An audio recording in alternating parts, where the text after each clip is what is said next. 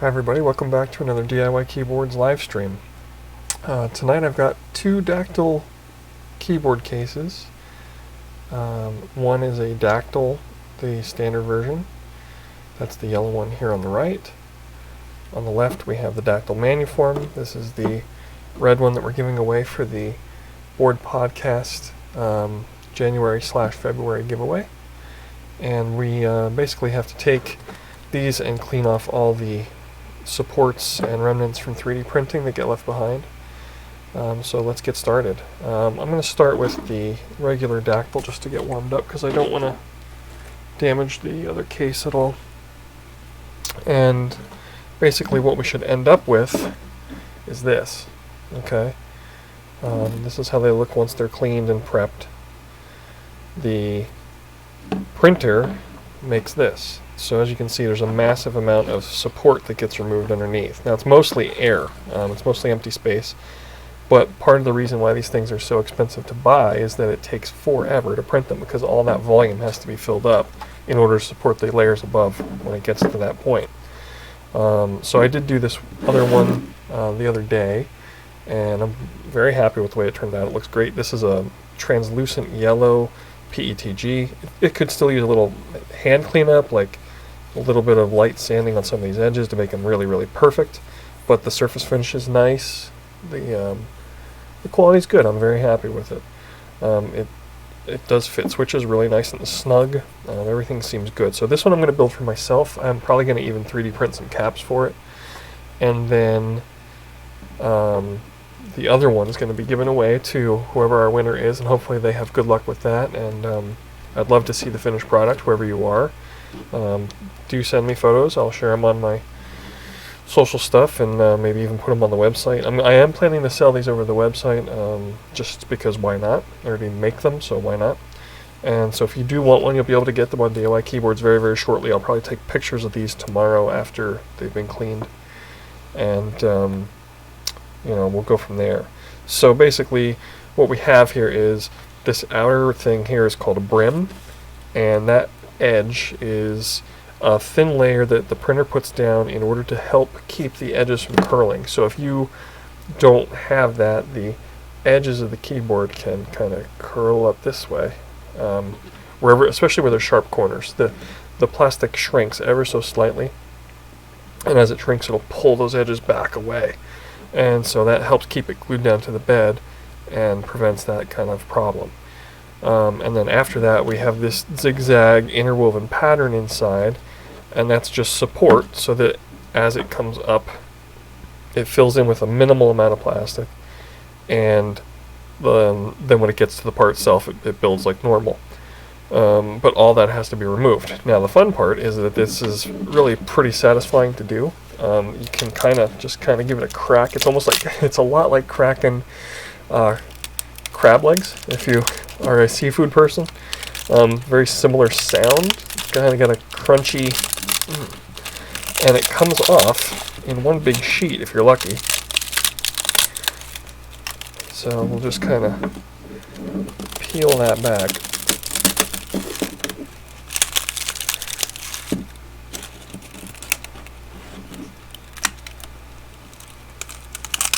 What you can do is, if it doesn't want to let go, you can sort of give it a little crunch and try and free it from the bottom of the case.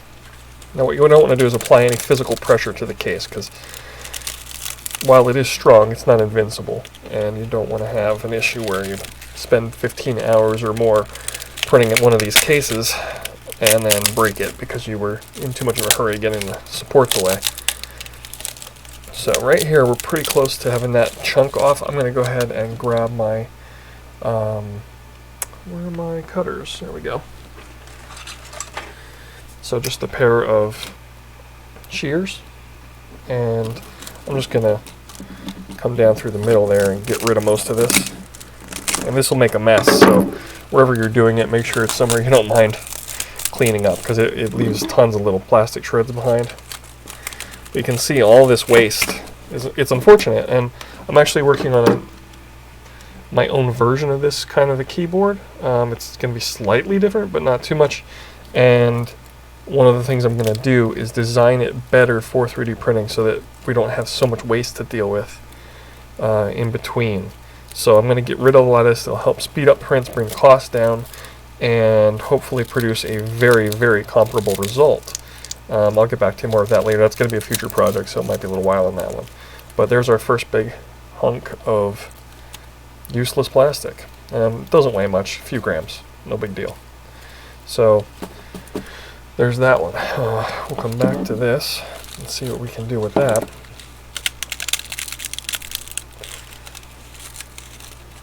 See if I can push it from the top side out. Sometimes that works better to get it started.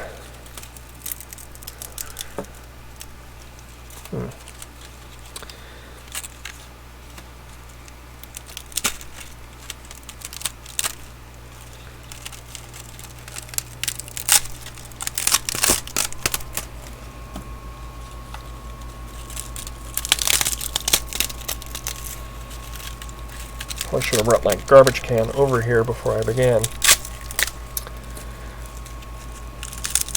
There we go.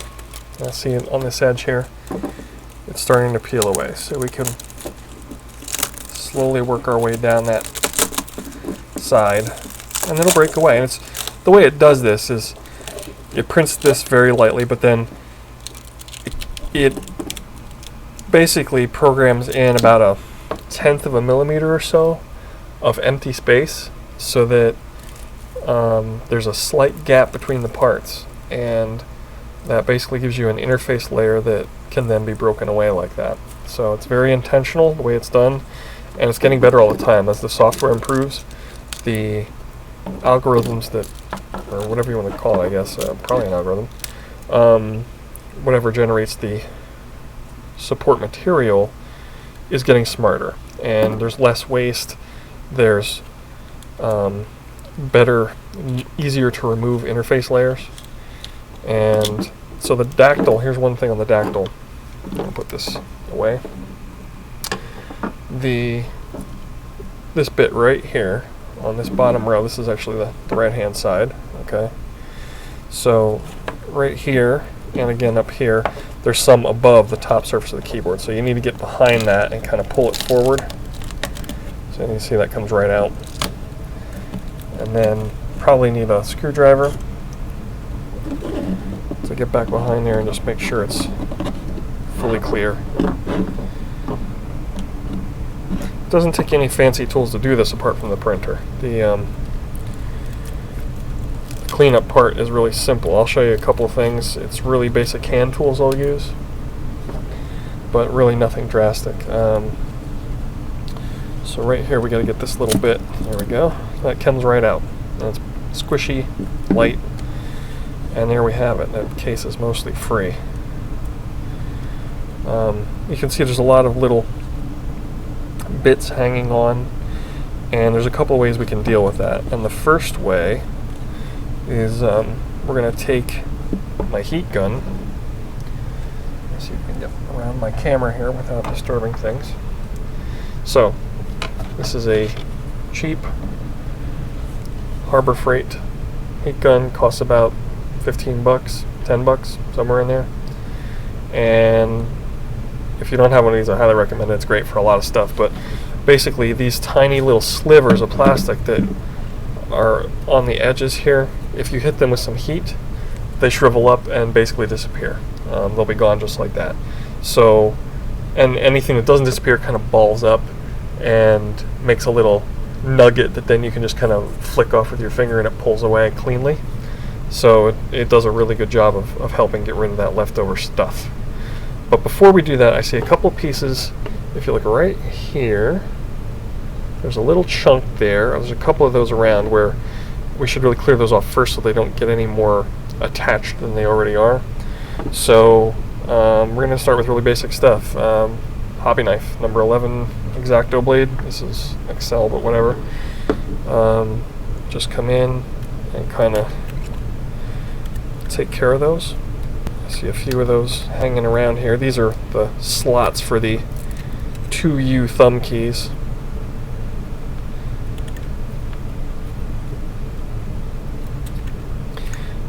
If you want to build one of these for yourself, these designs are open source. Well, yeah, I guess they're open source. And you can find them on GitHub. Just do a search, Google search, you'll find them. They're easy to come by. They do take a substantial amount of time to print.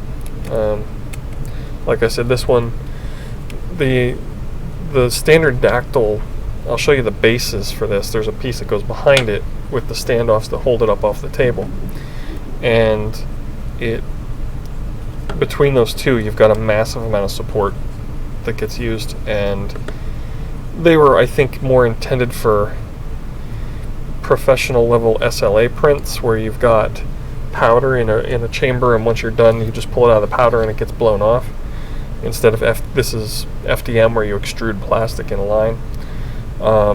Laser sintering, basically they use powder, and then the powder gets zapped by a laser in the shape that you're looking for, and then it puts another layer of powder down and repeats until you have the part.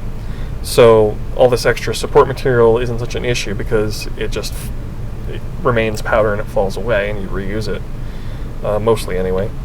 And so it's not really optimized for FDM 3D printing at home, but you certainly can do it. Obviously you can get a decent result doing that. It's just the design could be a little bit better for that specific scenario.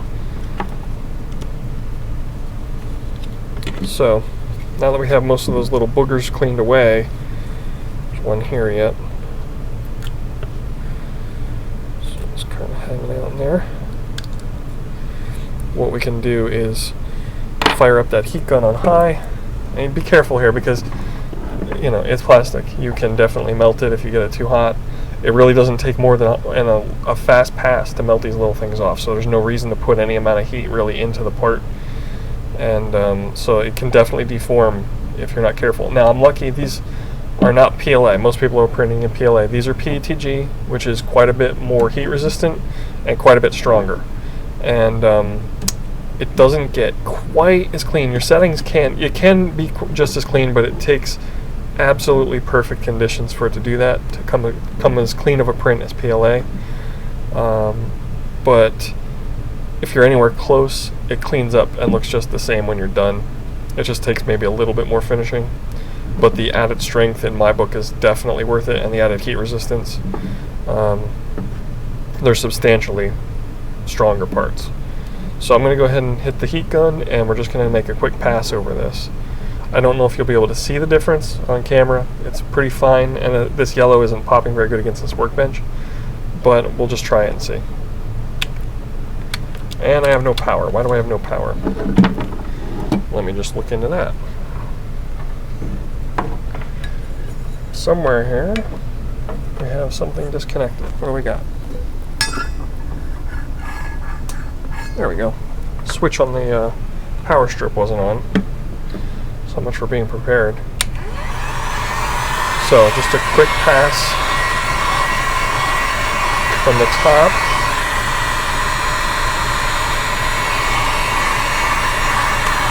You can get fairly close as long as you keep it moving.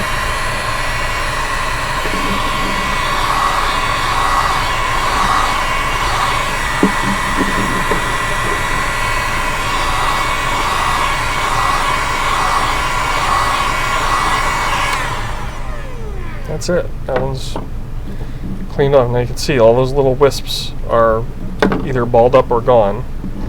This one hasn't been hit with the heat gun yet either, so we'll do that now.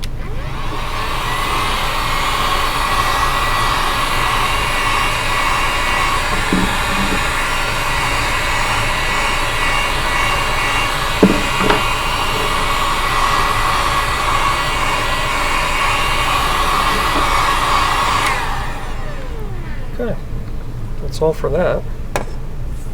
Just get this out of the way. Be careful, it does get like nuclear hot. It will catch things on fire. It will melt stuff. Okay, now we have our keyboard. There it is. Looking pretty good. Now, afterward, once I'm kind of done with this and ready to build it, I'll come back over this using a nail file to get in here and just make perfect edges and all this stuff. So I'll just show you quickly. I don't know if you can see, but along this edge right here, let me see, right there, okay, along this curve, and you can see it on the switches really well, it looks almost pixelated because you get jagged edges as the layers build. And each layer on this is 0.2 millimeter. You can do it much finer if you choose. It will take a lot more time, probably roughly double if you go to 0.1 millimeter. So you won't get a massive improvement in the visuals though on this, just by the way that the sides are pretty flat and there's not a lot going on. If it was a real intricate design with lots of little pieces, you can really see the difference in that extra resolution. But on something like this that's kind of squared off and brick-like, it's not going to help a whole lot in the finished product, so you're just wasting time essentially. But in any case, you can take your nail file and just come back in here and hit those edges a little bit, and it will take most of that off almost immediately, because it's just kind of a nub where the plastic kind of droops at the end of the layer line. And so, you know, just a few seconds of messing around with that makes a massive improvement in how smooth it is. And you can feel it. The side over here, it's very scratchy. This side is substantially smoother. So it does work well. Now let me show you the, I'm going to take one of these away, and we'll bring one of the bottom halves over. Is this the matching one? Yeah. So here is the matching bottom half. Okay. So on the bottom we've got a curved bottom here and 4 standoffs. The standoffs have little indents in the bottom to accept a rubber bump on, like an 8 millimeter bump on. And so basically this cupped part is all support material. So we will do the exact same thing to this, and when it's done, these two should fit together perfectly. So we'll just peel away that, find an edge here that wants to let go. Let's see if we can peel this away.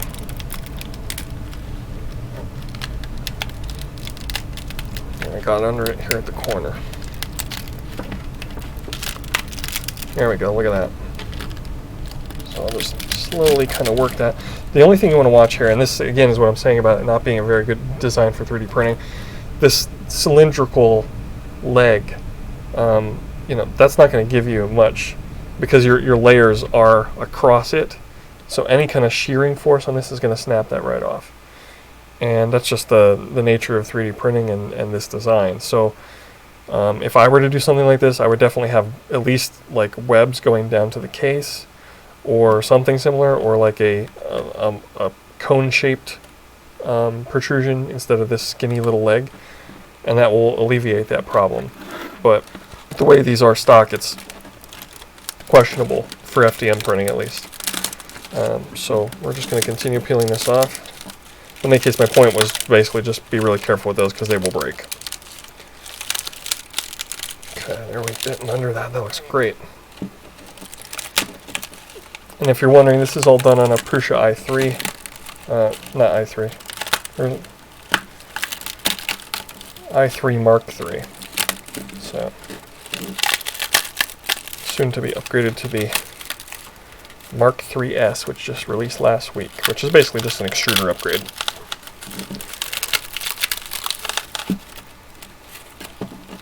So I'm going to try and get under this bit right here. There, look at that. This belongs in the R Oddly Satisfying sub. Oh, beautiful. That came away so nice. And as you can see here, the areas that have been supported during the print, they are rougher. I mean, it's certainly less smooth than this outside surface because the plastic is sagging somewhat because it's being suspended in midair. But this is on a surface you don't see. This will be inside the board, so it's really irrelevant. And you know, it's pretty cool that you're able to do this at all. Now we have this little pocket of leftover support in here. This is where your Pro Micro is supposed to live, right in this little bucket here. And then your USB connects through here. Or Is that right? Yeah. And then up here is where your TTRS jack, or TRS, whatever it's called. Your headphone jack goes through there. So I can't get my big fat fingers in here, so I'm just going to grab a small pair of pliers. And we're going to grab those and kind of work that out of there. There we go, look at that. One piece, beautiful. Came right out. And really there's not even much here for cleanup as far as the heat gun or anything like that, because there's no holes. So you get that wisping where it crosses over an open area, like on these, you know, key openings. Okay, so a little bit of plastic is always kind of melting out of the end, and you end up with those little wisps. And since this doesn't have much of that, there isn't much of that going on. So like there's a tiny bit right here, a little bit in there, but like 2 seconds with the X-Acto knife and that would all be gone. So, moment of truth, let's see if these two match up like they're supposed to. So this gives you your tenting, and this will sit right in there, if all goes well. That does look pretty nice. Fits up well. There's screw holes here that will get filled. And sorry, I don't think that was on camera. There's one here, one here, one here. And as you can see though, it doesn't leave much room under your switches. Your wiring job needs to be nice and tight on these. You have to spend the time and really do it well, because they have not left hardly any room below the switches for anything to stick out below the switch. So like basically your wiring has to be up against tight on the switch bottom.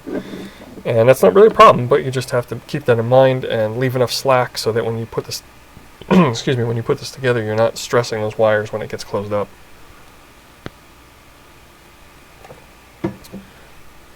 So, there is one half of a Dactyl. Yeah, I'm very happy with that. That looks great. This color is kind of cool. It's almost a little bit metallic looking when you have it like on the spool. It's like clear yellow. It's like sunshine yellow, and you can see right through the filament. But when you print it, it gets cloudy because you've got so much more. You know, every line that it draws is surface area that's diffusing the light, so it's not nearly as translucent. But if you hold it up to the light, I mean, you can see the light coming through it even here. But it has like kind of a cool, almost pearlescent look to it, and it's really kind of nice. I like it. I'm not much of a yellow guy myself, but I think with a set of maybe like gray keycaps, this could look pretty cool. Or, oh, what else would go good on there? You know, white's going to look like an egg, so you don't want to do that. But gray, black, might be a little bumblebee-y, but I think for me a dark, like a graphite gray, would be pretty cool. Or you could do something super loud. Go with like, you know, bright magenta, something crazy. Or a whole bunch of colors if you felt like it. Just takes more time swapping filaments and, you know, all that good stuff. Throw some Miami on there if you're that kind of person. Okay, so there's our first Dactyl half. Let's get the other bottom. I'm going to clear away some of this. Look at all this support material. I mean, it's massive. You know, there's a lot of waste. And you know what we should do is keep this here, and we're gonna weigh it just to see how much is lost in one print. So our second bottom half is right here. And again, I had luck starting right at this spot before, so I think I'm going to try that again right there. I'm just going to kind of work that edge. These little bits that stick out. The amount of area it passes past the part with extra support is actually adjustable. And having a little bit extra there, it takes a slight amount of time to print the extra, but I think it's worth it because your part gets a cleaner edge and it gives you something to pry on when you go to take it apart. There we go. Beautiful. Here it comes.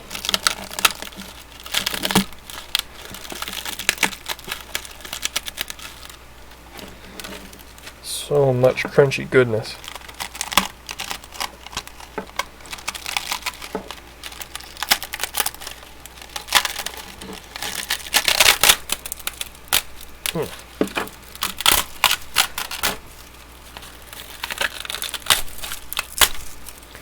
There we go. And get this other half opened up.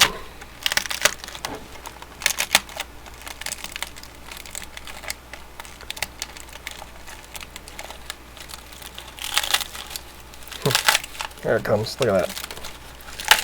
It's really satisfying to do, I have to say. Like, this is my favorite part. I would print these just to do this.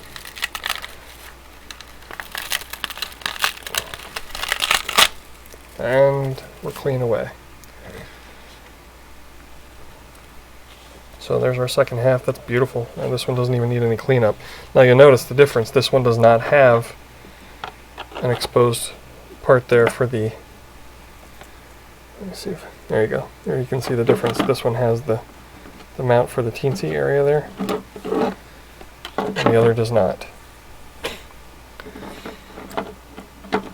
Okay, now let's try and get our halves together just to see how that looks.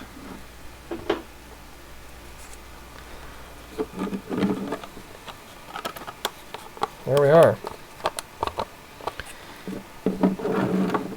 So there's our standard Dactyl. So I can feel it already. That's going to be good with some, oh, I don't know, what are we going to put in there?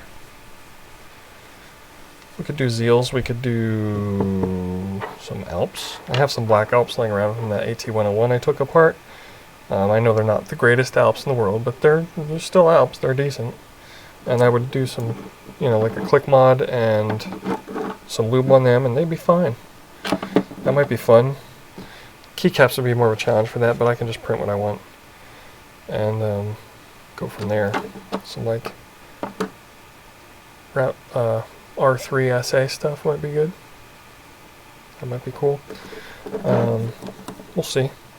So that one's done, but more than the keyboard, I think the news is how much support it takes to get there. And this is missing one of the case halves because I did that one ahead of time. Look at that massive pile. That's all junk. All goes in the garbage. It's a little sad, honestly. I think we can do better than that. Come up with a design that doesn't waste so much. I'm curious though. Let's just get my scale off the shelf here. I don't have a bowl. I wish I had a bowl I could sit on top of there.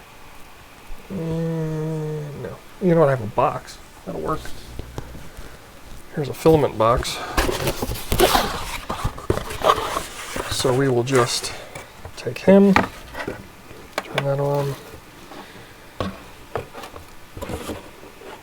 and wait for that to zero out. Nope. Come on. Okay. So the box is 3.5, but we can zero that. And now let's fill this puppy up.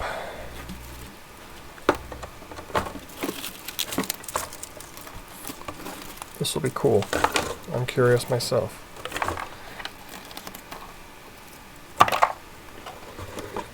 And we are right, I don't know if you can read that, but we are at 5.9 ounces of waste.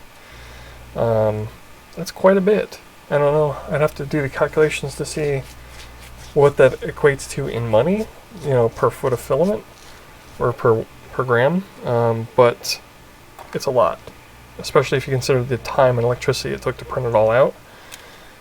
That's why these boards are expensive to print and sell, because it takes a tremendous amount of time and wasted material. So rather than dwell on that, I think we should move on to our other board.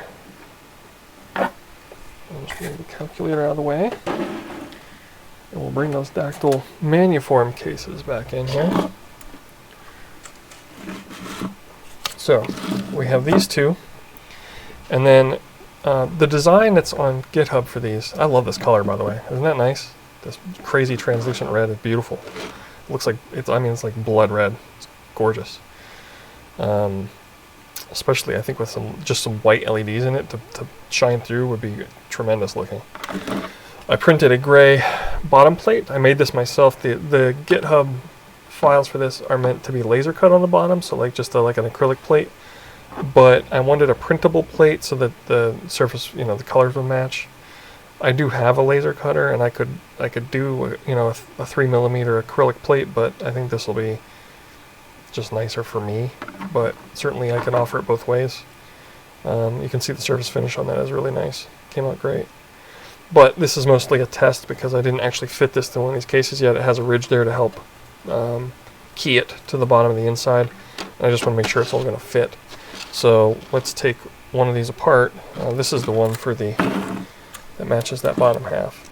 So same deal here. You can see the infill and you can actually see the infill of the print in this one. You can see, try and get up to the camera here. Can you see that geometric pattern beneath the surface? That's the infill. And so basically, you know, when you 3D print an object, it fills in with a crisscross or whatever pattern you specify to help save filament, because you don't need to totally fill it with 100% filament. And it saves material and time. This one I think is going to be more of a challenge. I think this red is just stronger. For some reason, it seems like it's a little more resistant to coming off, just by the way the brim is holding on. So what I'm going to do is I'm forcing that edge over to try and get it to crease, essentially, so that we get a nice clean break when I go to pull it away. So we'll just run finger around that edge down here, and what I can then do is start to work that off. There we go. So I'm pulling it in towards the center because we want it to leave a sharp edge on that outside edge, so we don't have to come back. If you have to sand it, you get a roughened edge around the sanding area, and it's no bueno. So anything I can do to avoid that, I do. Just work this off that edge. There we go. That's pretty clean. There's a little bit here. Let's see if I can get that. I don't really have fingernails. I bite my fingernails. Bad habit, I know. But you see here, this wispy stuff, you can see it here really well. All that will just disappear when we hit it with the heat gun. All that fuzz, that'll all go away. You can see, you know, even just working it with your finger, it basically takes off. But all that will go once we get this cleared out. Now this one's a little trickier. It doesn't have, like the Dactyl, there's this whole bed of support underneath. And this doesn't have that. This prints flat and then fills in the inside, so we don't have that excess support to pull away on the edges. So what we're going to do is basically dive into the middle here and scoop it out from the inside like a pumpkin. Or maybe we can push from the top, I don't know, but yeah, maybe. Here at this edge, this right at the thumb cluster, there we go, look at that. You can see right there it's starting to give. Sharp, you gotta be a little careful there. I'm gonna come in with the pliers rather than beat myself up for no reason. So it looks like we might get a bit more of a mess with this. It's going to come apart in pieces, I think. And that happens. It just depends on the filament. Some of them are a lot. It depends on the, like these two filaments are the same manufacturer, but they're both Esun, I think.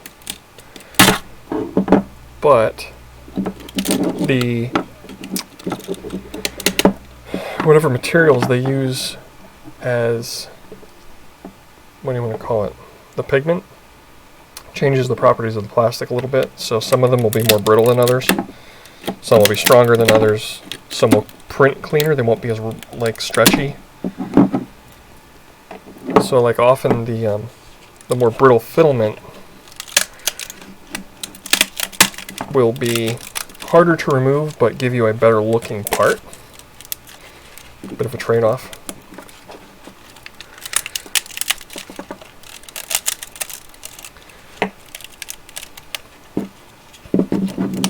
Really in there. Does not pull easily away like the other one did, that's for sure. Grab a bigger pair of pliers. We'll start yanking it out until we get to the bottom of it, literally.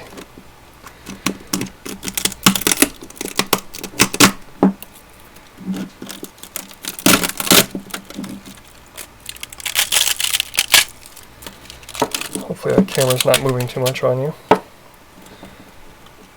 I tried, if you noticed since my last video, I got rid of the cutting mat. The lines, the green cutting mat with the white lines crisscrossing. The camera constantly wanted to focus there, no matter what I was doing in front of it. I did that, and I changed some of my lighting, and it seems like the autofocus is working much better now. So hopefully this video will be a little more watchable. It's, baby steps. We'll get there.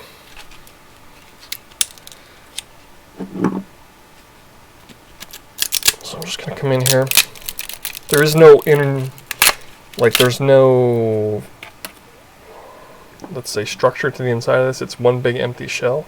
So we can just kind of shove this in there and just yank it out.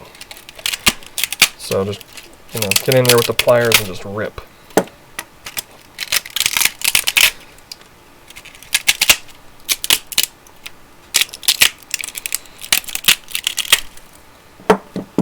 Definitely a lot more work. I should just let this for whoever won it, right? Do it yourself. It's the name of my shop, right?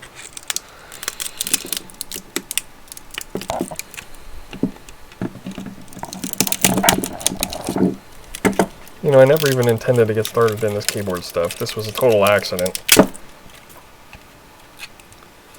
I built a new PC, I wanted a better keyboard, ended up with a Cooler Master Keys Pro M because I had to have the RGBs.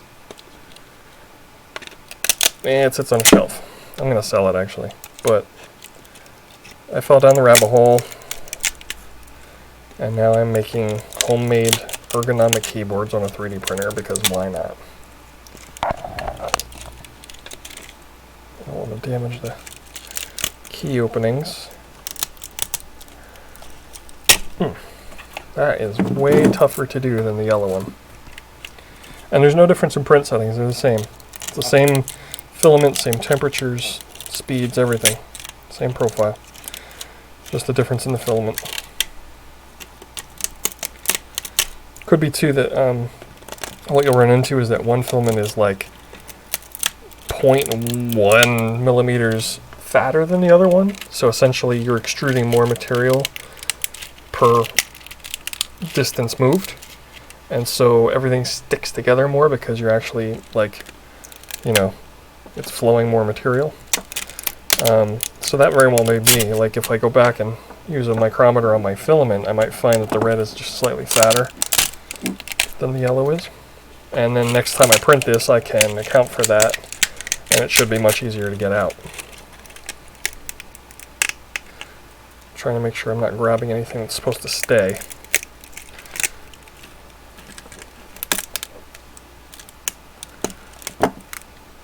God, what a mess. That really doesn't want to let go. Eventually it does, but it's going to fight me tooth and nail the whole way here. On the upside, the surface finish inside is really looking good because it's very well supported. So like if you look here, I mean this looks, it's almost as good as the top side. Whoa, sorry, bumped the camera. There we go.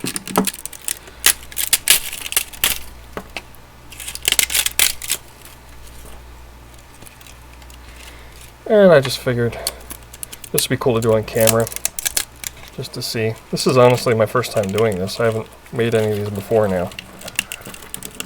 So,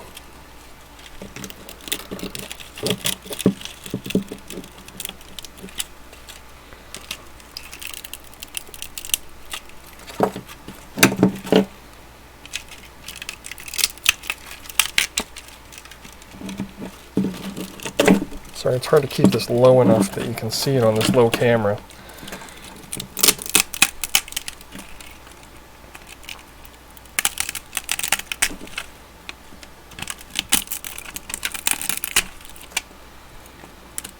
But what I don't want to do is damage it by accident and then have to reprint it, because that would suck.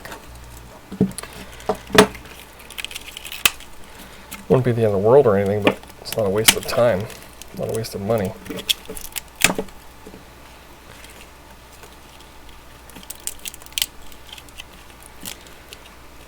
Man, not cooperating.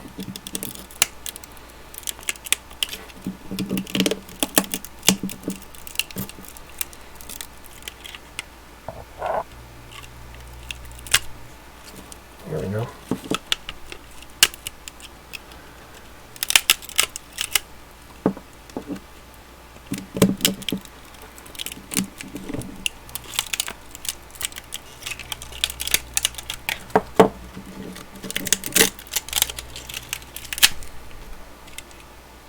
So you can see there's some little square nubs here. I'm not sure if that's part of the print or just part of the support. I can't imagine it's part of the print. I think it's just support bits that are hanging on there. I'll probably just leave them. It may turn out they're in the way. If they are, just grab a pair of pliers and yank them off, whoever ends up with this thing.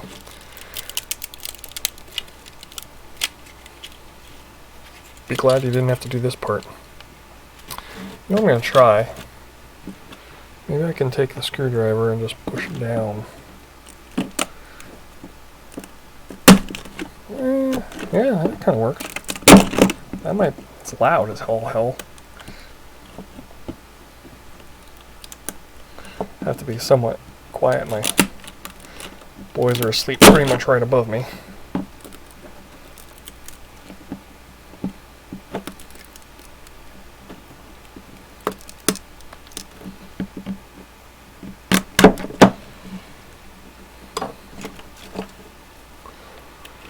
Might help free some of that up. Yeah, look at that. It kind of worked. Not too bad, but you can see, look at the mess. Look at the gravy.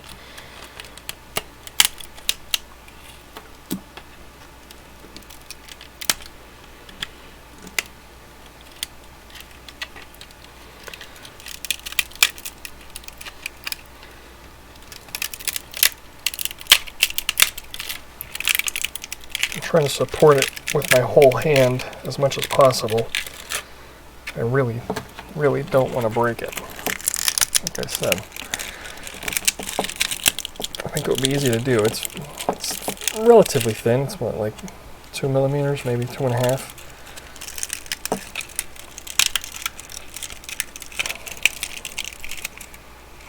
Of course, for how strong this infill is, this support material, I guess the chances of breaking the keyboard are pretty low. Because that is solid. So, I'm going to come back here at the top with the pliers and just kind of push that down. There we go. The pliers seem to be a better job because it's putting more surface area as I push. Then the screwdriver just wanted to go through it, where this is actually pushing it out.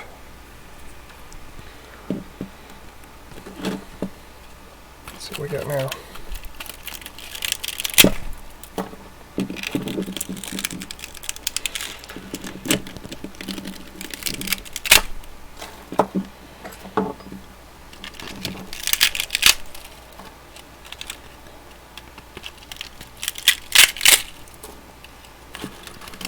Gorgeous. Okay, that was the most of it there. Okay, let's just clean this mess up quick. Let me grab my garbage can. This one. Sorry, I'm going to move the microphone.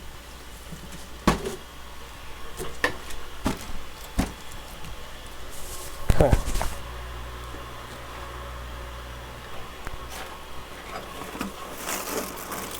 Get rid of all this nonsense.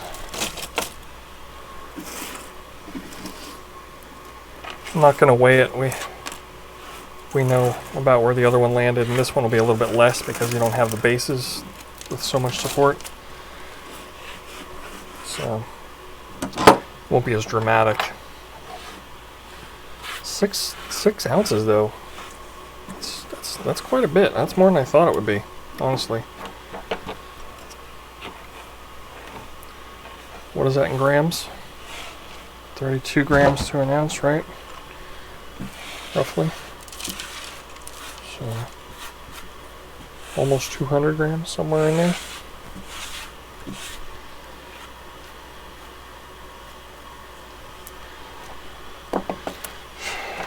I'm terrible at math, so I probably got that wrong, but okay, so now you can see on the Manuform, your teensy or your Pro Micro fits in here. I think it's designed for a teensy. And then your jacks go here in these two spots. So really that looks pretty nice. The inside of this, as you can see when it's sitting now on this, you have lots of room underneath your switches, so it's actually quite a bit easier to wire one of those than it is for the regular Dactyl. It doesn't have to be so tidy. And so we'll clean the other one out, and then we'll hit those with the heat and get them finished up. But what I really wanted to do, oh, you know what we need to do? Look, right here on the screw holes, there's support inside those as well, so we just got to get in there with the knife, give it a spin, and they come right out.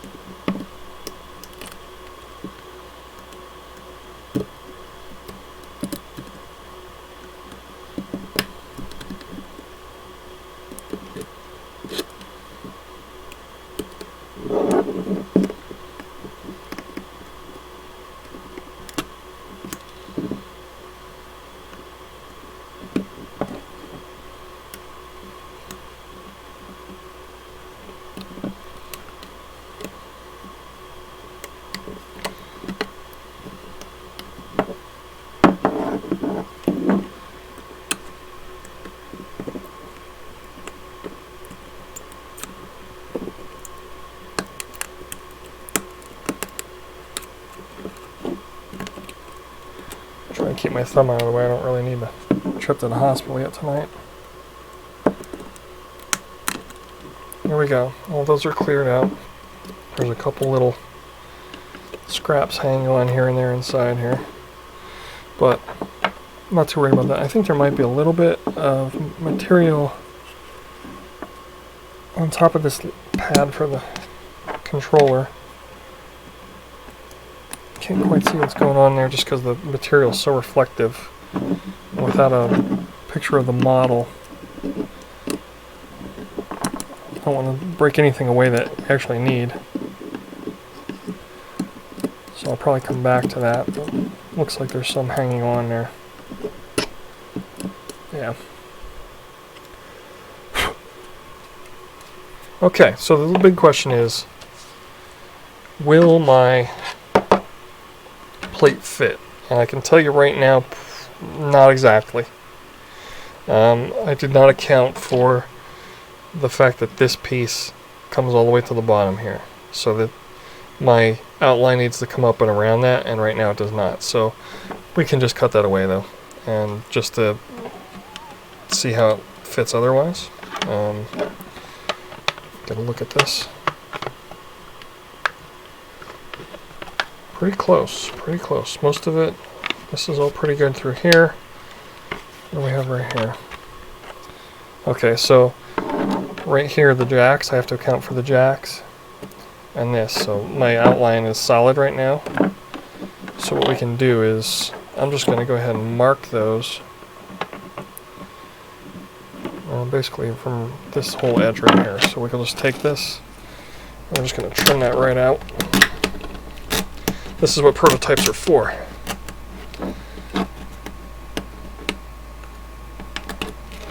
And then the same thing along this edge. Always go away from me with your knife. That was a very quick way to land in the hospital. There we go. Now I'm going to guess and say it'll fit just fine.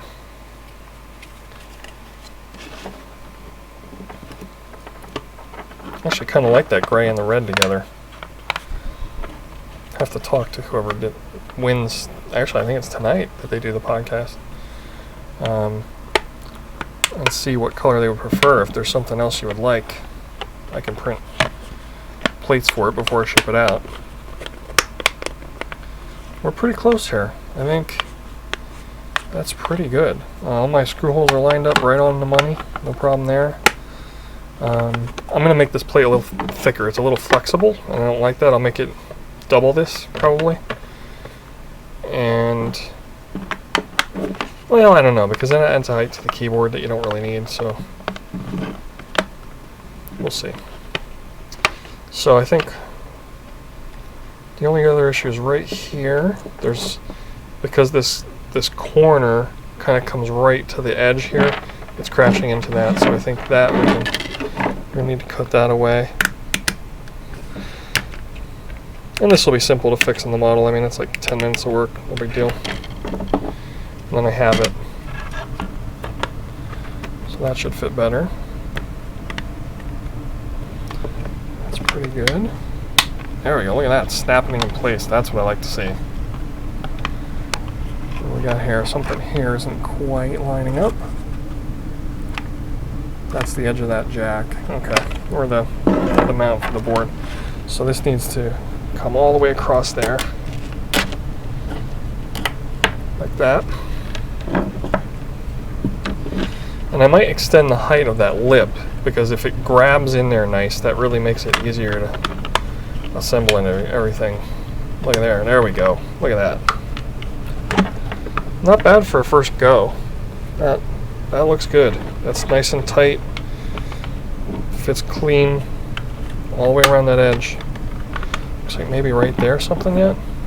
Oh yeah, look at this. There's a little nubbin. I don't know if you can see it on camera, but this edge comes up and goes out past this line. It comes up around here a little bit. These models that are designed in OpenSCAD, I hate them. They're so clumsy and bad, but that's why I'm designing a better one now, because this OpenSCAD's terrible. If you're going to bother learning CAD, get a free one. If you want a free one, get Rhino. I'm a SolidWorks person myself, but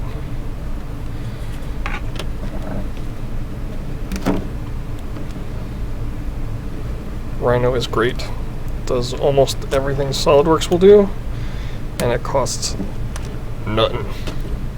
The best price. Okay. So what we have now should be better.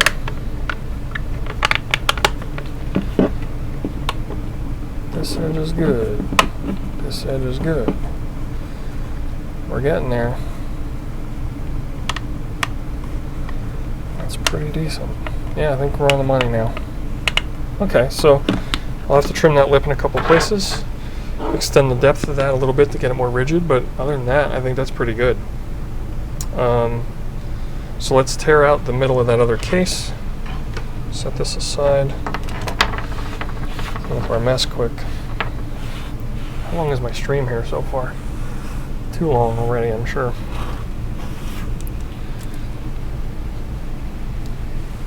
Ugh, getting stiff. Kind of have to hunch over to reach far enough forward to keep this in frame. This one I probably should have set the camera up above me and shot downward. Live and learn.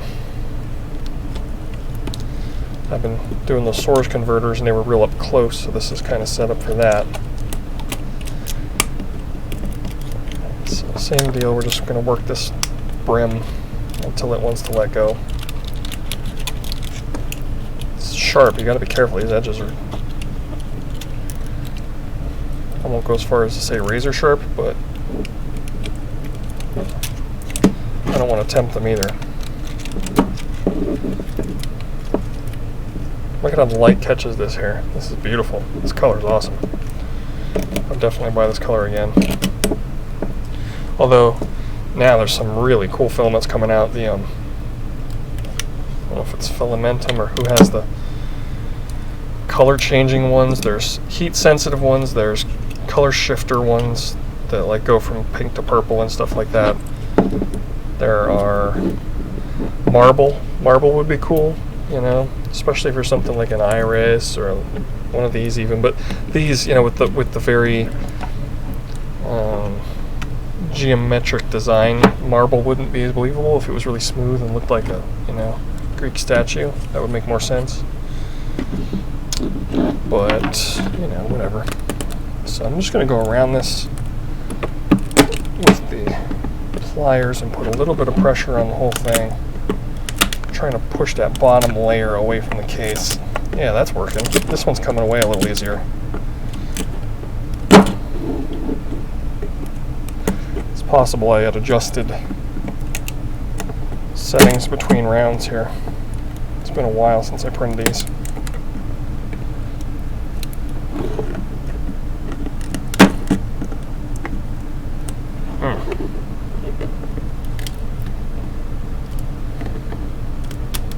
It is coming away though.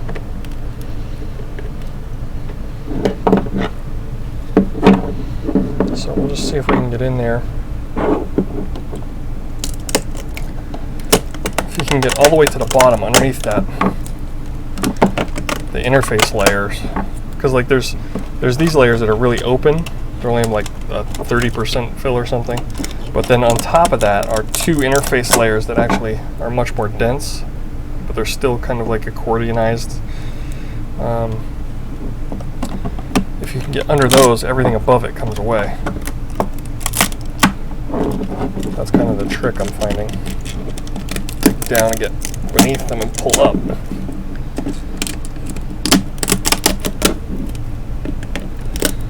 This one already is going much easier than the other one. Sorry, hold the camera again.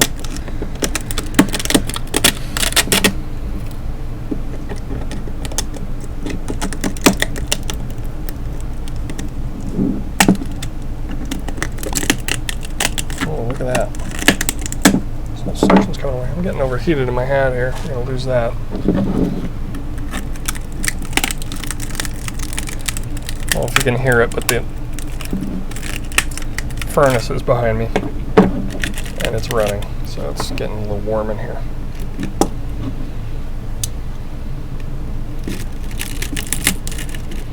It dumps out basically right above my head, so less than optimal. Come on. Hey, there we go. That's a good chunk. What a mess. Does a good job though. The prints, I'm totally thrilled with the prints. The prints look great. No problem there at all. The quality's fine.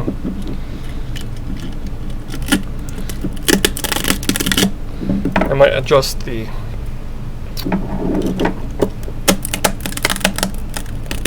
you can adjust the depth that the interface layers are offset from the part and basically make it easier to remove. Now you'll get a dirtier bottom side, but like again, that doesn't matter at all because it's totally sealed inside on this. So I could easily make the trade-off of easier to remove supports for a slightly rougher inner surface. That'd probably be in everyone's best interest. Yeah. Loud.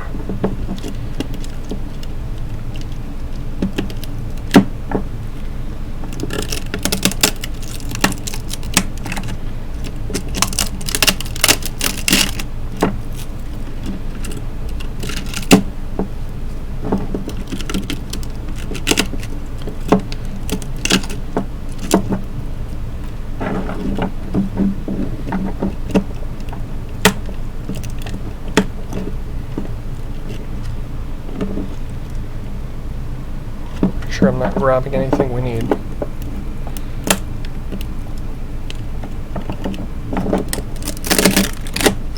some of this out of here.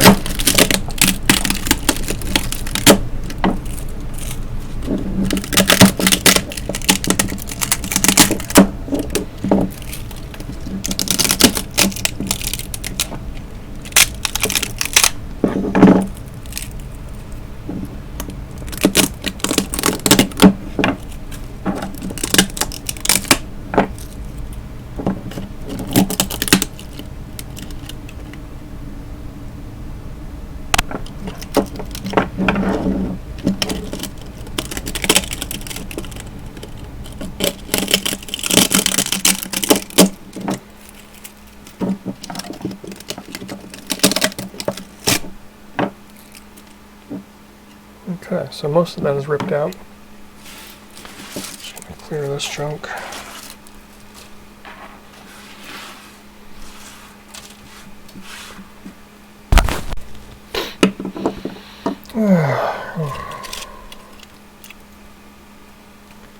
See what we got here.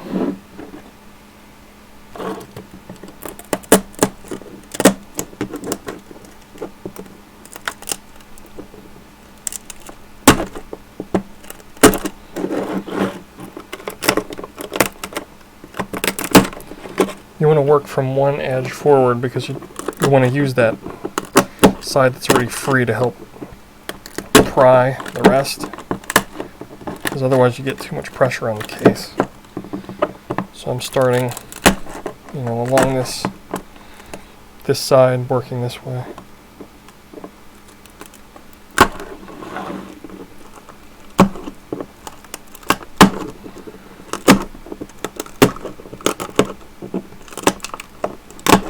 You can see it's starting to push through.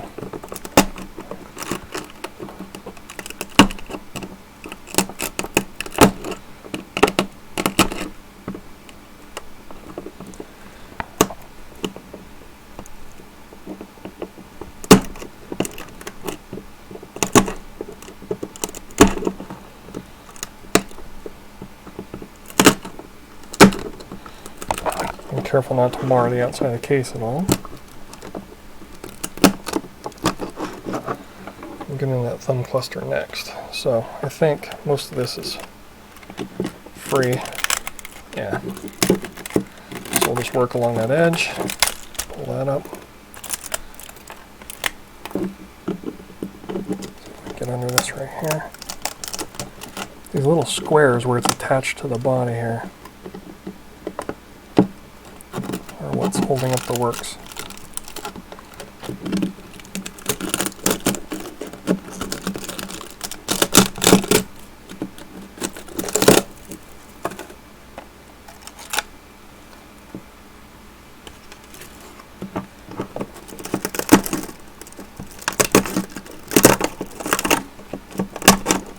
There we go, that's coming away nice there in the thumb cluster. Look at that, that came away nice. One nice chunk, that's the way it ought to be. That's the way it's supposed to go. You're not supposed to have to make all these shreds. It should just kind of come away. So I'll probably, oops, sorry, camera again. I'll open up that spacing by like a tenth of an, well, 5/500ths of a millimeter maybe, and see how that does. So there's our second case. Looks like the support is all away. Some of these little nubs in here I think probably should go.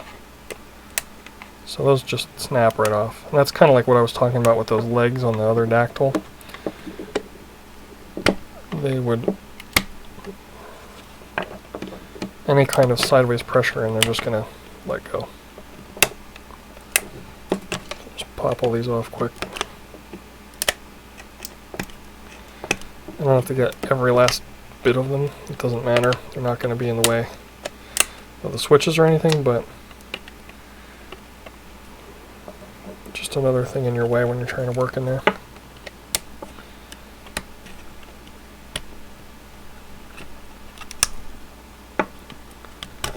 Ow! Frick, that's sharp. Oh, look at that.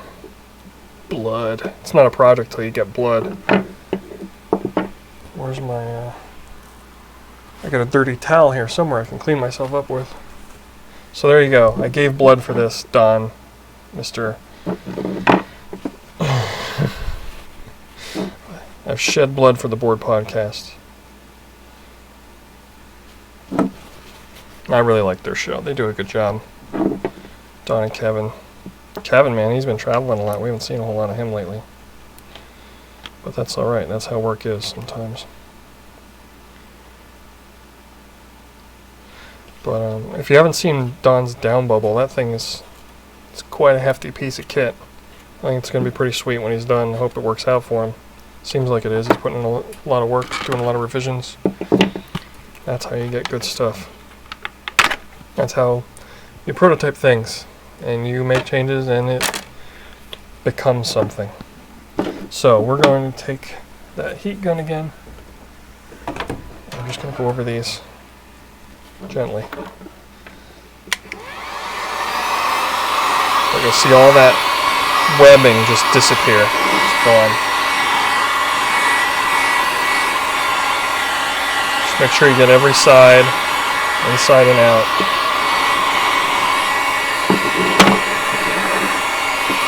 Don't melt anything.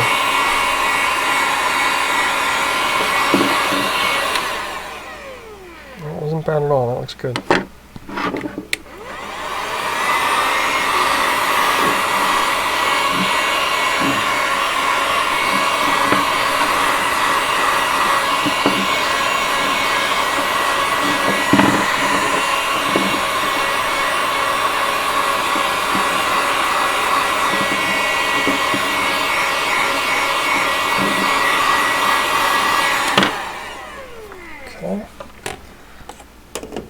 Now, the next thing is I'll try and show you a close-up here if we can get it. Let's see. So like right here you can see, it's hard to see, but focus. Right in this area, there's the remnants of some of that webbing. Seems like if I put my hands up it works better. Come on, there you go. So what you do is you can basically just take your thumb and roll over that, and all that will kind of bead right off of there, like it kind of pills up, and then you just kind of give it a little scrape. It comes right off. Here's a bunch right here in this little crook right here. Just give that a little go with your fingernail. Comes right off. Clean as a whistle.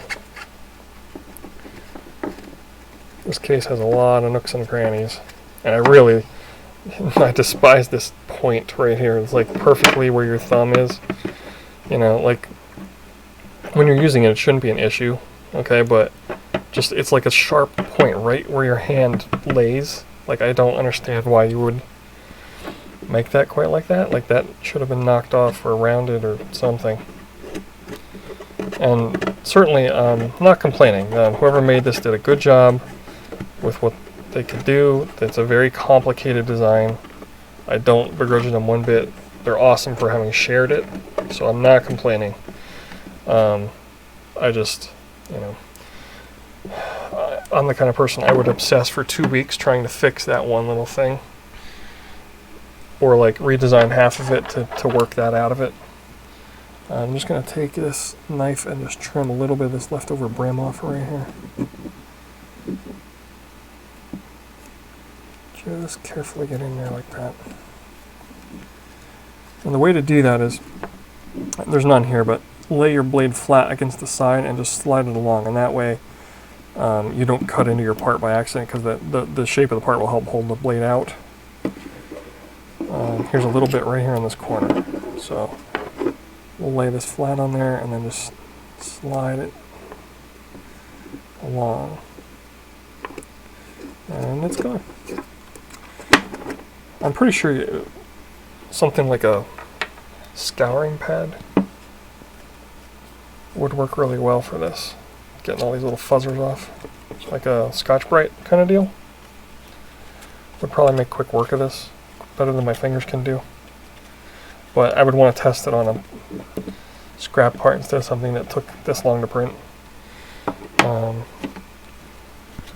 But, you know, if it works, that could save you some serious messing around. So I'm just going to get all that junk off the surface. I see a little bit on the inside there. It needs some cleanup. Oh, you know, we didn't remove the plugs out of these screw holes on this side. We're going to do that yet.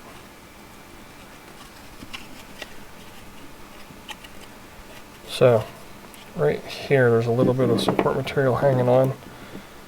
Just get rid of that. Trying to go over it one key at a time. Hear my boys moving around. If they wake up, I'm going to have to jet on up there, so the stream may end abruptly.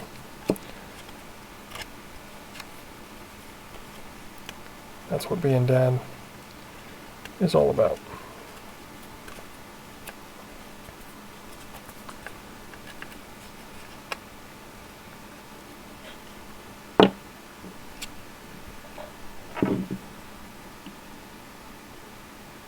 I think somebody was talking in their sleep. It was.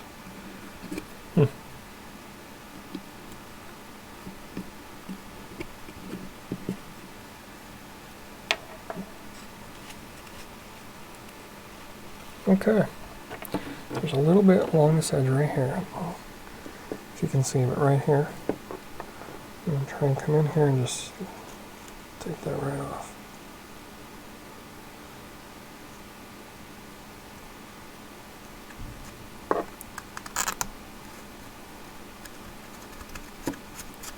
And certainly whoever gets these can finish up the last tiny details, I think.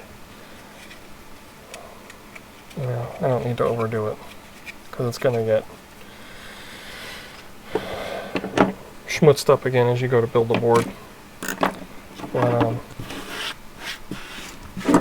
sorry, I keep bumping the camera. It's fact of life for me, I guess. So, there we are. One Dactyl Manuform. And I have to say, to me, this feels much more natural than the other Dactyl. I'll probably build them, or, well, maybe not. I don't know. I might just sell the other one too. But, you know, that's a nice looking board. That looks really great. I'm happy with that. I'm going to probably set it up tomorrow to print the bottoms. And, you know, if I hear back from Don about who the winner is, or they get in contact with me with their details, I can ship these out Monday. But there we are. Let's take those last couple nubs out of here. I'm just working around the edge with the knife. There we go. Just come out like little plugs.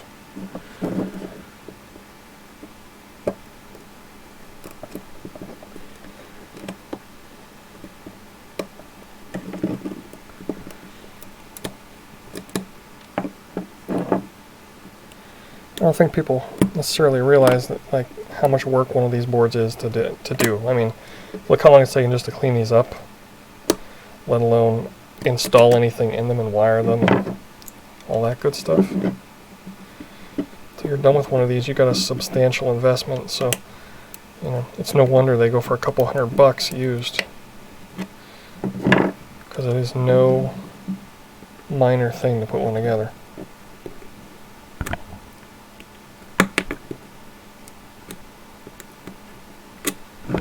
See that? Little nub on there. Comes right out. So, nubbins are gone. Those are complete. Let's get our other Dactyl just to compare.